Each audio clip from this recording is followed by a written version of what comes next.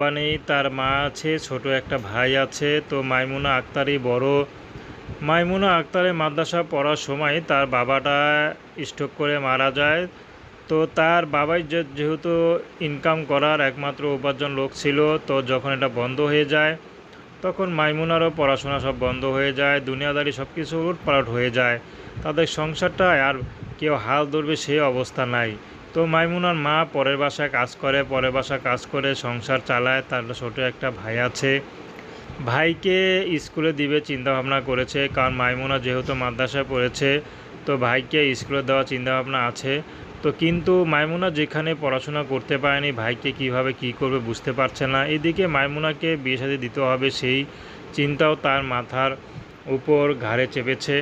তো মাইমুনা বিয়ে শাদী করতে চায় ভালো একজন মানুষ পেলে, যদি পদ্মাশীল মানুষ পায়, যে নাকি মাইমুনাকে একবেলা ভাত কম খাওয়া, কিন্তু যে নাকি মাইমুনাকে পদ্মায় করাবে, একটু সুখে রাখবে, তেমন একজন মানুষ পেলে মাইমুনা বিয়ে শাদী করবে।